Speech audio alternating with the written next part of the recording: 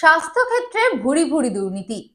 সম্প্রতি Medinipur medical college ও হাসপাতালে প্রসূতি মায়ের মৃত্যুকে ঘিরে রাজনৈতিক চর্চা তুঙ্গে। একের পর এক বিক্ষোভের মুখে রাজ্যের শাসক দল। এই মতো অবস্থায় কি বলেছেন মেডিকেল সার্ভিস সেন্টারের সদস্য দীপক গিরি, শুনুন। এই ঘটনা সত্যি অত্যন্ত হৃদয় বিদারক এবং দুঃখজনক এবং মর্মান্তিক। কারণ অভয়ার হত্যাকাণ্ডের বিচার এখনো আমরা ন্যায় বিচার পাইনি। তার মধ্যেই দেখা গেল যে স্বাস্থ্য সিন্ডিকেট এবং জাল ওষুধের কথা অভয়ার বিচারের সময় উঠে এসেছিল তদন্তের সময়, সেই একই প্রায় জিনিসের কোপে পড়ে প্রসূতি মায়ের মৃত্যু ঘটেছে এবং আরও 3 জন অত্যন্ত আশঙ্কাজনক অবস্থায়, ক্রিটিক্যাল অবস্থায় তারা কলকাতায় গেছে। ফলে এই ঘটনা একদিকে যেমন দুঃখজনক, আবার এই ঘটনা এটাও সামনে নিয়ে আসছে যে কিভাবে জাল ওষুধের চক্র আমাদের প্রত্যেকটা হাসপাতাল থেকে শুরু করে সারা রাজ্যে কিন্তু একবারে ঘুণ পোকার মতো ঢুকে গেছে। এখানে থেকে কিন্তু কেউ নিস্তার পাচ্ছে না। এবং এই প্রসূতি মৃত্যু শুধু মেদিনীপুর মেডিকেল কলেজে মামনি দাসের মৃত্যু হয়েছে এরকম নয়।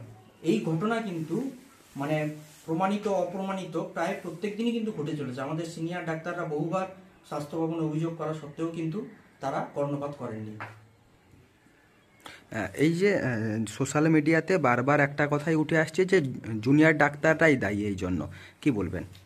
আমরা যেটা দেখলাম যে গত 2 দিন আগে যে মুখ্য সচিব এবং স্বাস্থ্য সচিব তারা যে বিবৃতি দিয়েছিলেন, তারা কিন্তু পরিষ্কারভাবে জুনিয়র ডাক্তারদের ঘাড়েই দোষ চাপানোর চেষ্টা করেছেন।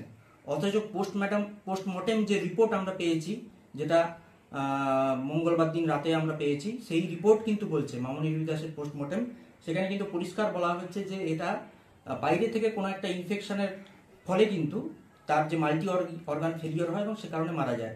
ফলে একটা সত্যকে চাপা দেওয়ার জন্য এই যে সরকারের পক্ষ থেকে কর্তৃপক্ষ যেভাবে আগেও তারা জুনিয়র ডাক্তারদের ঘাড়ে সমস্ত দায় চাপিয়ে নিজেদের যে গাফিলতিগুলো তারা ঢাকতে চেয়েছে, আজও তারা সেই কাজটি করছে এবং এইটাকে সামনে রেখেই কিন্তু আজকে এই জিনিসগুলো ছড়িয়ে পড়ছে। অথচ আমরা সাধারণ মানুষ যারা মেডিকেল কলেজগুলোতে যাই, তারা দেখেছি যে জুনিয়র ডাক্তার এবং পিজিটিরাই কিন্তু যেখানে একটা ভগ্নপ্রায় স্বাস্থ্য ব্যবস্থা, সেটাকে কিন্তু তারা জোড়াতালি লাগিয়ে তারা একটা যথাসাধ্য চেষ্টা করে। ফলে সেখানে যতটুকু পরিষেবা পাওয়া যায় তাদের জন্য। ফলে আজকে যদি তাদের কোনো ভুল থাকে নিশ্চয়ই সেটা তদন্ত করা উচিত, কিন্তু আসল সত্যকে কিন্তু গোপন করার যে চক্রান্ত সেটাও কিন্তু সামনে এসছে। বারবার স্বাস্থ্যক্ষেত্রে দুর্নীতির অভিযোগ উঠে আসছে, কি মনে করছেন সরকারের উদাসীনতার জন্যই কি এমনটা ঘটছে? এখানে শুধু সরকারের উদাসীনতা আমরা বলবো না, আমরা বলবো যে এখানে একটা ষড়যন্ত্র সাধারণ মানুষের বিরুদ্ধে কিন্তু চলছে। সেই ষড়যন্ত্রটা কি না, আমরা এর আগেও দেখেছি যে আজকে স্বাস্থ্য দুর্নীতি নতুন নয়। পশ্চিমবঙ্গের আগের সরকার যখন ক্ষমতায় ছিল তখন মানে ব্লাড ব্যাংকের যে রক্ত কিট, সেই রক্ত কিটের কিন্তু নিয়ে দুর্নীতি হয়েছে এবং সেই দুর্নীতির ফলে অনেকেই কিন্তু যে রক্তবাহিত রোগগুলো, সেই রোগে কিন্তু আক্রান্ত হয়েছে সাধারণ মানুষ এবং অনেকে প্রাণও দিয়েছে।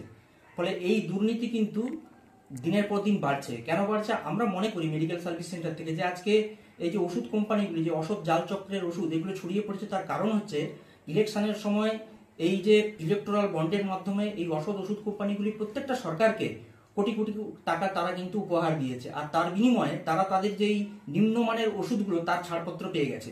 এর ফলে এই নিম্নমানের ওষুধের চক্রের সঙ্গে কিন্তু সরাসরি সরকারি যে শাসক দল, তার যে নেতা মন্ত্রী, তাদের সঙ্গে এই অসাধু ব্যবসায়ীদের একটা চক্র কিন্তু দীর্ঘদিন ধরে চলছে। ফলে এইটা একটা শুধু সরকারের উদাসীনতা আমরা বলবো না, এটা বলবো যে সরকারের একেবারে প্রত্যক্ষ তত্ত্বাবধানেই কিন্তু আজকে এই অসাধু চক্র চলছে।